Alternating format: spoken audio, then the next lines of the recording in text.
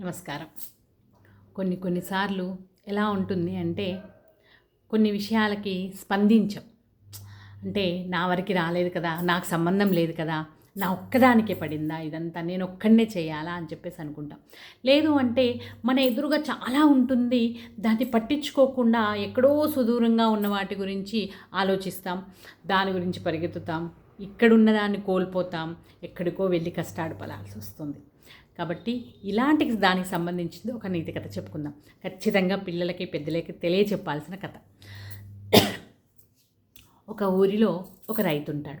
ఆ రైతుకి ఊరు అవతల ఒక ఖాళీ పొలం ఉంటుంది. ఖాళీ పొలం ఖాళీగా ఉంది అని చెప్పేసి సరదాగా పూల మొక్కలు పెట్టాలి అని చెప్పేసి పొలమంతా దున్ని పూల మొక్కలు వేస్తాడు. పూల మొక్కలు వేసేసి వాటికి నీళ్ళు పట్టడం ఇవన్నీ చేస్తూ ఉంటాడు. మంచిగా ఏపుగా పెరుగుతాయి, రంగురంగుల పువ్వులు పూస్తాయి, చాలా బాగుంటుంది తోట. పక్కనే ఉన్న ఆ ఊరికి పక్కనే ఉన్న అడవిలో ఒక తేనెటీగల గుంపు ఉంటుంది. ఈ గుంపు పువ్వుల్ని వెతుకుతూ మకరందం కోసం తేనె కోసం తిరుగుతూ ఉన్న సమయంలో ఈ తోట కనబడుతుంది. ఎంత బాగుంటుంది, రంగురంగుల పువ్వులు, ఇంకెక్కడికో వెళ్ళాల్సిన అవసరం లేదు, ఇక్కడే అన్ని పువ్వుల్లో తాగినంత తేనె ఉంది, జుర్రుకున్నంత మకరందం ఉంది, ఇదంతా అనుభవించవచ్చు అని చెప్పేసి ఆ తేనెటీగల గుంపు ఆ తోట మీద ఆధారపడి పక్కనే ఉన్న వేప చెట్టు మీద తేనె తుట్టెని కట్టుకుంటాయి. ఈరోజు వచ్చి పూల మీద వాడడం, తేనె చురుకోవడము, వెళ్ళి తేనె తుట్టెలో మకరందాన్ని నిల్వ చేయడము, ఇవన్నీ చేస్తూ ఉంటాయి. దీంట్లో ఇలా రోజులు గడుస్తున్న సమయంలో పక్కన నుంచి ఒక ఎద్దు వస్తుంది. ఈ తోటలోకి జొరబడి ఆ ఒక్కొక్క మొక్కని పెరికి వేస్తూ తింటూ ఉంటుంది. తింటూ ఉన్నప్పుడు ఒక చిన్న తేనెటీగ చూస్తుంది. తేనెటీగ చూసేసి పక్కనున్న పెద్ద తేనెటీగలు చెప్తుంది, చూడండి చూడండి, ఎద్దు వచ్చేసింది, మొక్కలన్నింటినీ పాడు చేసేస్తుంది, మనం దీన్ని అదిలించేయాలి, బెదిరించి పంపించేసేయాలి, రండి పోదామని చెప్పేసి ఆ చిన్న తేనెటీగ అంటుంది. అనగానే అందులో ఉన్న పెద్ద తేనెటీగలు అంటాయి, నీది కాని పని, అది నోరు మూసుకో, నువ్వు ఒక్కడి వెళ్ళి, నీకు సంబంధం లేని దాంట్లో వేలు పెట్టకూడదు, నువ్వు అక్కడి వెళ్ళి ఏం చేస్తావు, నోరు మూసుకో అని చెప్పేసి అంటారు. ఇది నీకు సంబంధం లేనిది అని చెప్పేసి అనగానే పాపం మా చిన్న తేనెటీగ ఏం చేస్తుందంటే నోరు మూసుకుంటుంది, చిన్నదైపోయింది కాబట్టి. ఆ తర్వాత ఈ ఎద్దు కొన్ని మొక్కల్ని తింటుంది, వెళ్ళిపోతుంది. తెల్లవారి తనతో పాటు ఇంకో 10 ఎద్దుల్ని వెంట పెట్టుకొని వస్తుంది.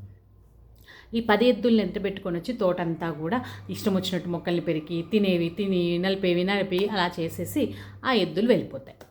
ఈ రైతు వస్తాడు తోటను చూసుకోవడానికి. ఆ మొక్కలన్నింటినీ చూస్తాడు.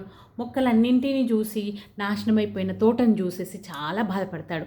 అయ్యో, అనవసరంగా నేను ఎలాంటి రక్షణ లేకుండా ఉండని ఊరి అవతల వేశాను తోట, అందుకోసమే కదా ఈ తోట పాడైపోయింది, ఇక నేను దీని గురించి పట్టించుకోను, అనవసరంగా వేశాను అని చెప్పేసి ఆ రైతు చాలా బాధపడతాడు. ఆ రైతు చాలా బాధపడిపోయి ఇంకా తోటను పట్టించుకోవడం మానేస్తాడనమాట. తోటను పట్టించుకోకుండా తను ఇంకా ఇంటికి వెళ్ళిపోతాడు, దాని గురించి పట్టించుకోడు, నీళ్ళు పెట్టాడు, ఏమీ చేయడు, తోటంతా వాడిపోతుంది, నాశనం అయిపోతుంది.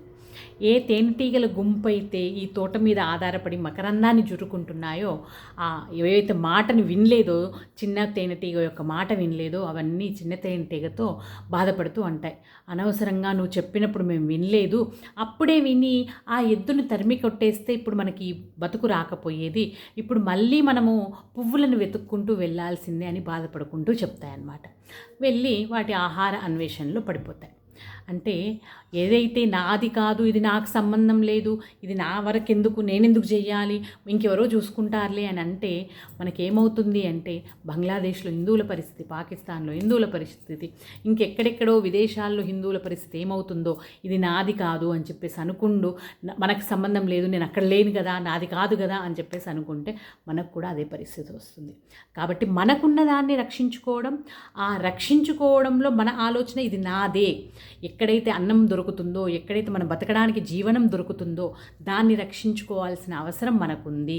ఎక్కడైతే మన ఉనికికి ప్రమాదం ఏర్పడుతున్నప్పుడు పోరాడకపోతే, ఎదురు తిరగకపోతే, దాని నుంచి రక్షించుకోకపోతే మనకే బ్రతకలేని స్థితి రావచ్చు. కాబట్టి మనము ఆలోచించాల్సింది ఏంటి అంటే, మనకి జీవితాన్ని ఇచ్చిన దాన్ని, దేశమైనా, సమాజమైనా, ధర్మమైనా, సంస్కృతి అయినా కూడా వాటిని రక్షించుకోవాల్సిన అవసరం ఉంది.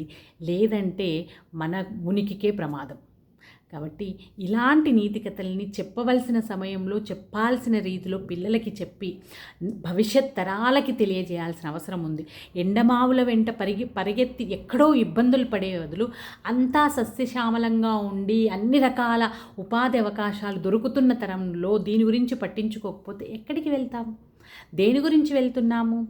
ఎక్కడ పరాయి వాళ్ళలాగా బతుకుతాం? ఇక్కడి సుఖాలను వదిలిపెట్టి అక్కడ కష్టాలు పడడం అవసరమా? కాబట్టి ఈ కథల్ని ఖచ్చితంగా భవిష్యత్ తరాలకి చెప్పాలి. మనం కూడా తెలుసుకోవాలి. కథల రూపంలో నీతిని చెబుతూ ఉండాలి. కాబట్టి నీతి కథలను చెబుతూ ఉండాలి. ఈ కథను నలుగురితో పంచుకుంటారని ఆశిస్తున్నాను. నమస్తే.